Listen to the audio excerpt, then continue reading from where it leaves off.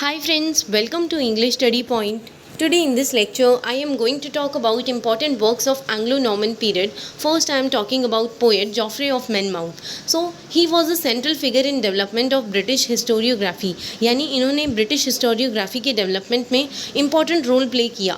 He wrote Historia Regum Britannia. Please remember this. अगर आप UGC Net English Literature के लिए prepare कर रहे हैं, so इनके work के बारे में पूछा जाता है. So ये Historia Regum Britannia Geoffrey of Monmouth ने लिखा था and ये एक तरह की डॉक्यूमेंट है जो कि लैटिन में लिखी गई थी.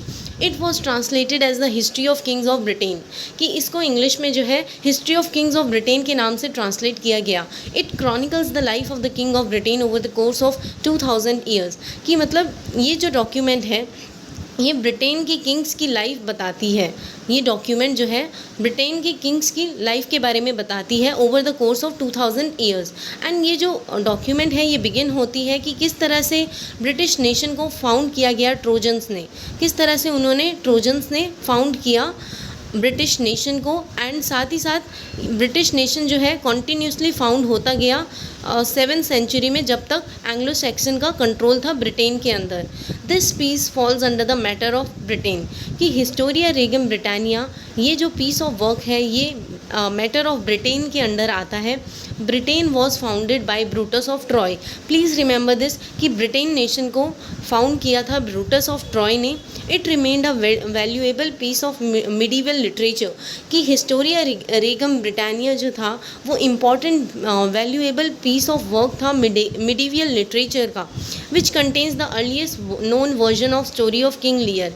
कि इसमें जो है किंग लियर के बारे में बताया जाता है इस डॉक्यूमेंट में, हिस्टोरिया रेगम ब्रिटानिया में. So the earliest known version of story of King लियर and उनकी 3 डॉटर्स के बारे में, और साथ ही साथ मतलब किंग अर्थर के लेजेंड के बारे में, यानी उनके महान वर्क्स के बारे में जो है इस डॉक्यूमेंट में बताया जाता है हिस्टोरिया रेगम ब्रिटानिया में. देन नेक्स्ट पोएट इज़ वेस. प्लीज़ रिमेंबर दिस कि ये वेस जो है पोइट का नाम है. एंड ये जो है इन्होंने जो है एंग्लो नॉर्मन पीरियड के टाइम इम्पॉर्टेंट वर्क लिखा था. So he has written work of literary history of Britain. कि इन्होंने जो है लिटरेरी हिस्ट्री ऑफ ब्रिटेन एक वर्क है जिसका पूरा नाम है रोमन दे ब्रूट. ये जो है रोमन दे ब्रूट ये जो है लिटरेरी हिस्ट्री है ब्रिटेन की. प्लीज़ रिमेंबर दिस कि रोमन दे ब्रूट वर्क जो है वेस ने लिखा था एंड इस वर्क में जो है लिटरेरी हिस्ट्री ऑफ ब्रिटेन को बताया गया है. सो इस वर्क को जो है नॉर्मन में या फिर फ्रेंच लैंग्वेज में लिखा गया. Please remember this. And if you are preparing for UGC NET English literature exam then this question is also asked in your previous exams. So please remember this कि इस वेस जो है रोमन दे brute ने लिखी एंड नॉर्मन या फिर French language में ये वर्क लिखा गया था वेस द्वारा. Then next poet is Layamon. So he has written work Brut. कि इन्होंने जो है वर्क लिखा ब्रूट नाम का. So it is alliterative Middle English poem written in English. Please remember this कि ये जो ब्रूट है ये एलिट्रेटिव मिडल इंग्लिश पोएम है जो कि इंग्लिश लैंग्वेज में लिखी गई है.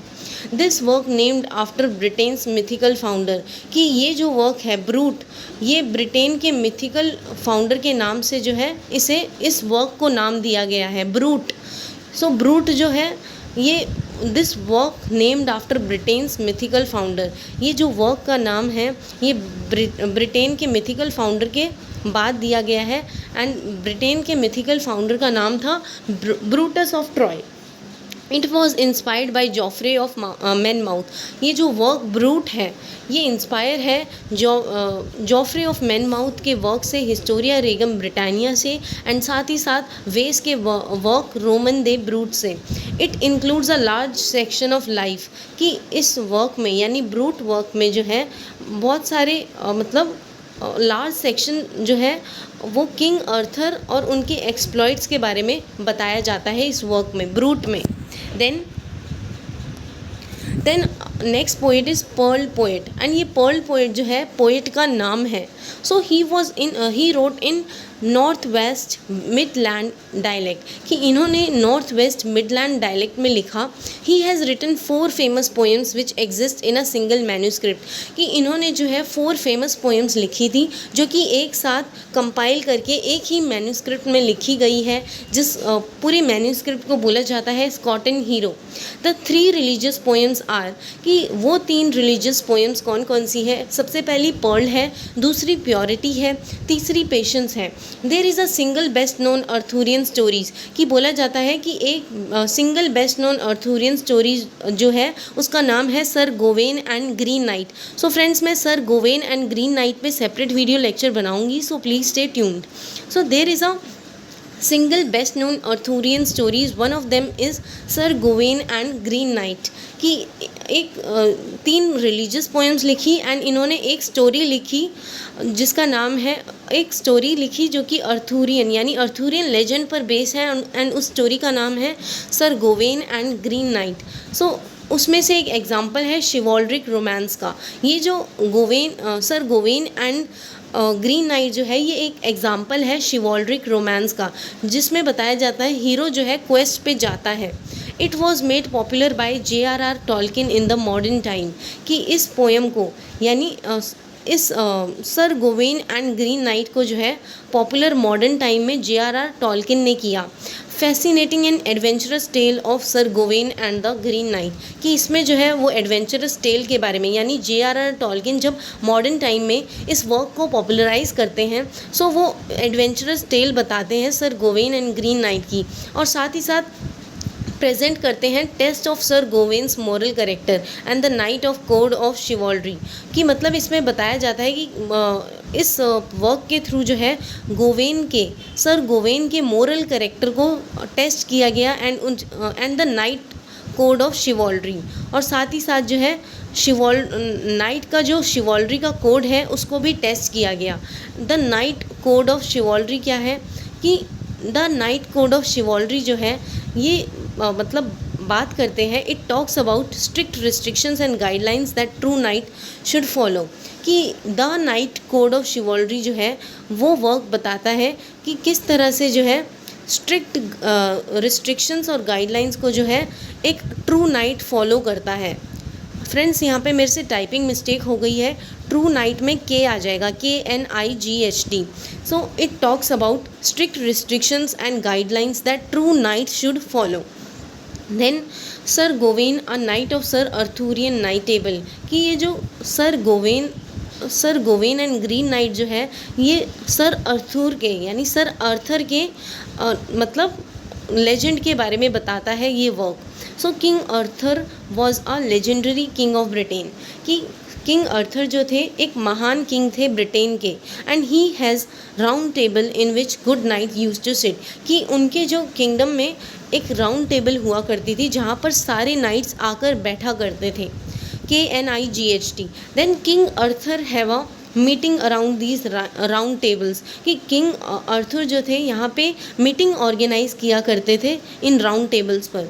Sir Gawain was a knight of this round table, and जिसमें से जो सर गोवेन जो हुआ करते थे वो मतलब इस राउंड टेबल में जो है पार्टिसिपेट किया करते थे.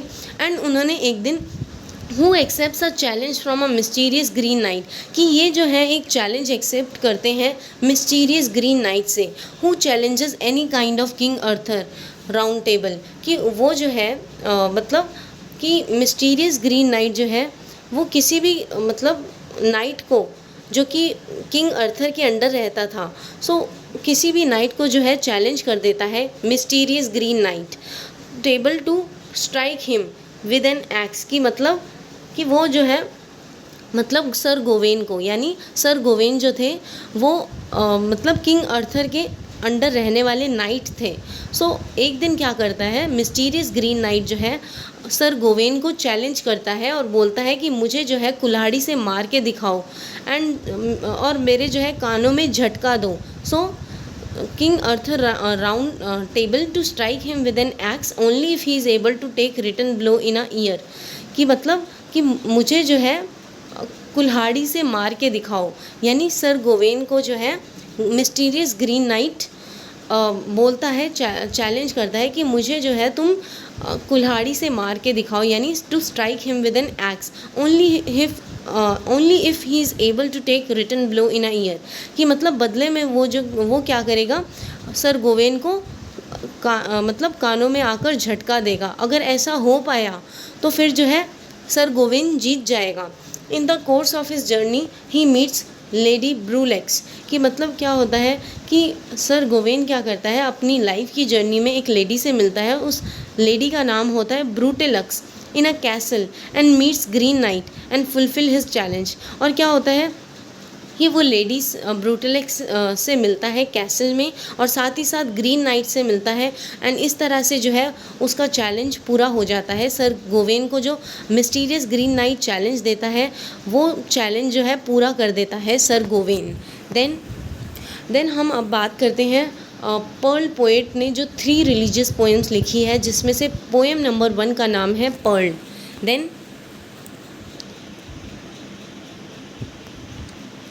Perl poem is a medieval allegory. कि ये जो पर्ल पोएट द्वारा लिखी गई पर्ल पोएम जो है ये एक मिडीवल एलिगरी है। इट्स अ ड्रीम विजन, ये एक तरह का ड्रीम विजन है। It involves dream of a father. कि इसमें क्या होता है, एक फादर ड्रीम लेते हैं who is morning a loss of daughter. कि वो ड्रीम में क्या करते हैं, अपनी मतलब डॉटर के लिए रोते हैं जो कि अब उनकी इस दुनिया में नहीं रही। सो उस डॉटर का नाम होता है Pearl and he falls asleep in a garden. कि अब वो क्या करते हैं कि गार्डन में जो है वो सो जाते हैं। And in his dream he encounters dress in a heavenly clothes. कि वो क्या करते हैं, अपनी ड्रीम में अपनी बेटी पर्ल को एनकाउंटर करते हैं जो कि हेवनली क्लोथ्स में ड्रेस करी हुई मिलती है उन्हें, अपनी मतलब फादर को अपनी ड्रीम में, standing near the heavenly city, जो कि मतलब हेवनली सिटी के पास खड़ी है। व्हेन द ड्रीमर कौन होता है, फादर होते हैं। Who attempt to cross the stream.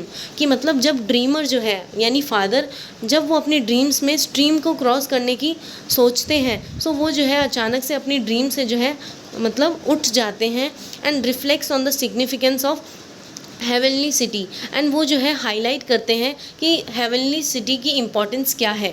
On the one side of stream father is standing.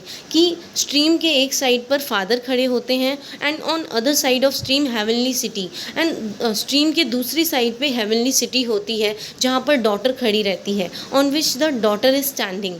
He tries to cross the stream in order to get near to his daughter. कि अब वो क्या करते हैं कि वो स्ट्रीम, फादर जो है स्ट्रीम को क्रॉस करने की कोशिश करते हैं ताकि वो अपने डॉटर के पास जा सके, but he is unable to do so. वो नहीं कर पाते because he awaken from that dream at that moment. क्योंकि वो जो है उस ड्रीम से जो है उठ जाते हैं, उसी टाइम सडनली वो उठ जाते हैं एंड ये जो ड्रीम है अपने बेटी के पास जाने की वो उनकी पूरी नहीं हो पाती। देन पर्ल पोएट की सेकेंड रिलीजियस पोएम है पेशेंस।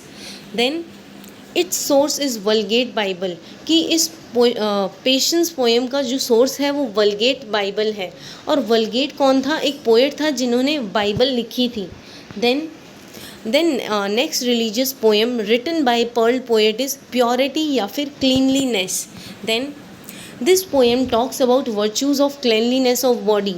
कि ये पोएम जो है बताती है कि virtues of cleanliness of body के बारे में and delights of married love. So ये जो पोएम जो है स्पिरिचुअल प्योरिटी के बारे में एम्फेसाइज करती है कि मतलब अपनी बॉडी को जो है अंदर से यानी अपनी सोल को जो है प्योरीफाई करो, एंड साथ ही साथ जो है डिलाइट्स बताती है मैरिड लव के। It also talks about 3 subjects from Bible. कि ये जो पोएम है यानी पेशेंस या फिर क्लेनलीनेस पोएम जो कि पर्ल पोएट द्वारा लिखी गई है, ये 3 सब्जेक्ट्स फ्रॉम बाइबल के मतलब 3 सब्जेक्ट्स ऐसे जो कि बाइबल से लिए गए हैं उसके बारे में बताती हैं। सबसे पहला फूड, जो कि हम जो है विच हैपेंड एट द एंड, जो कि एंड में लिया जाना चाहिए। देन सेकेंड बताती है destruction of Sodom and Gomorrah. Please remember this. कि ये जो पोएम है 3 सब्जेक्ट्स ऐसे जो कि बाइबल से लिए गए हैं उसके बारे में बताती है। सबसे पहला flood which happened at the end, second is the destruction of Sodom and Gomorrah, third is the fall of Belshazzar. In each case the poet warns his reader about the dangers of defilement। कि हर एक मतलब हर एक case में जो है poet अपने readers को बताता है कि वो जो है सिन को ना कमिट करें और and joys of purity, and जो है वो मज़े लें प्योरिटी के, यानी अपनी सोल को जो है शुद्ध करने पर ज़्यादा एम्फेसाइज करें। देन फेमस पोएम्स, एंड अब मैं कुछ फेमस पोएम्स बताने जा रही हूँ जो कि मिडिल इंग्लिश पीरियड में काफ़ी ज़्यादा फेमस थी। एंड पोएम नंबर 1 का नाम है chanson de geste. Chanson de geste, genre in which many poems were written. ये एक तरह का चैंसन दे जेस्ते एक तरह का जॉनरा है जिसमें बहुत सारी पोएम लिखी जाती थी। Then this poems belong to matter of France, कि ये चैंसन दे जेस्ते जो पोएम है ये मैटर ऑफ फ्रांस के अंदर आती है और ये कंपोज की गई है ओल्ड इंग्लिश लैंग्वेज में, और ओल्ड इंग्लिश लैंग्वेज को हम नॉर्मन लैंग्वेज से भी एसोसिएट करते हैं।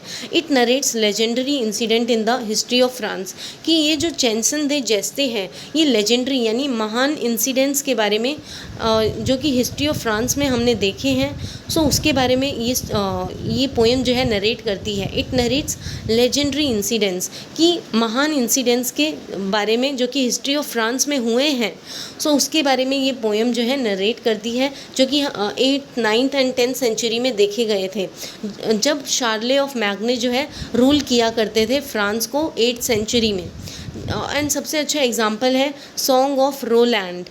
सो चैंसन दे जेस्ते के अंदर जो है सबसे अच्छा एग्जाम्पल है, सो उस एग्जाम्पल का नाम है सॉन्ग ऑफ रोलैंड।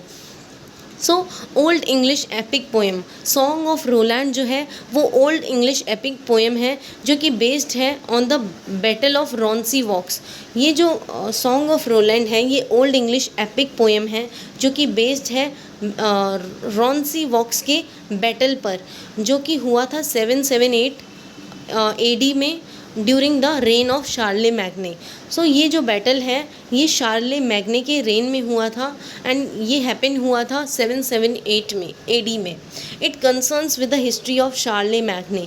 सो ये जो वर्क है ये ज़्यादा मतलब एम्फेसाइज करता है हिस्ट्री ऑफ शार्ले मैग्ने के बारे में। Then poem number 2, Owl and the Nightingale. So then this poem is a debate between Owl and the Nightingale, कि ये जो पोएम है ये डिबेट है आउल और नाइटिंगेल के बीच में, जिसे जो है पोएम ने ओवरहर्ड बाय पोएम नरेटर, कि ये जो डिबेट है आउल और नाइटिंगेल के बीच में जो डिबेट चल रही थी इसे जो है पोएम के नरेटर ने सुन लिया था। So it's an early example of debate poetry.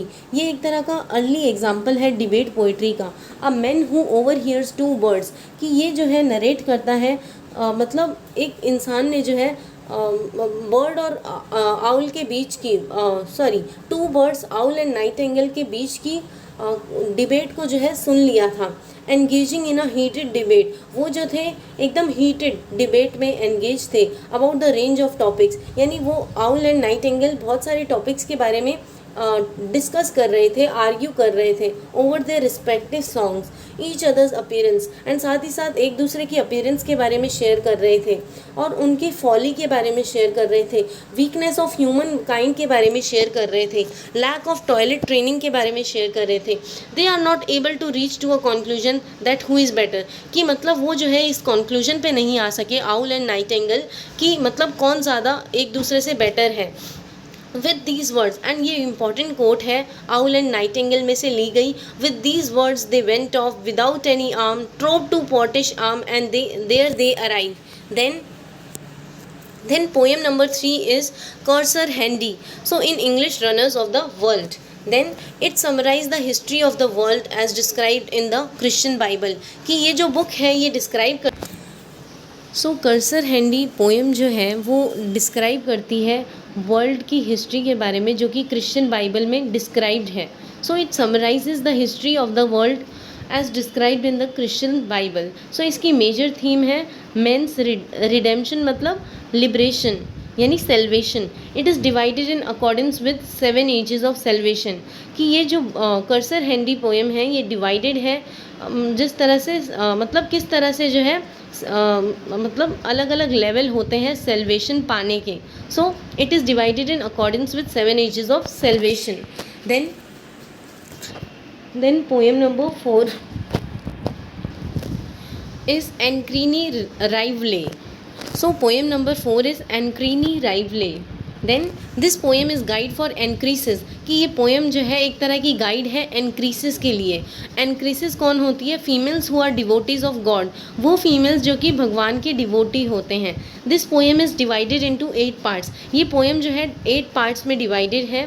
Then it is डाइडेक्टिक, कि ये पोएम जो है डाइडेक्टिक है, क्योंकि poem devoted to teaching something. Didactic का मतलब क्या है? कि जो पोएम जो मतलब रीडर्स को कुछ ना कुछ सीख दे. सो ये पोएम डिवोटेड है मतलब कुछ ना कुछ सिखाने में, एंड ये एक तरह की डिवोशनल पोएम है. देन फ्रेंड्स, इसी के साथ ये लेक्चर एंड होता है. And friends, please don't forget to like, share, comment and subscribe. So thanks friends for listening.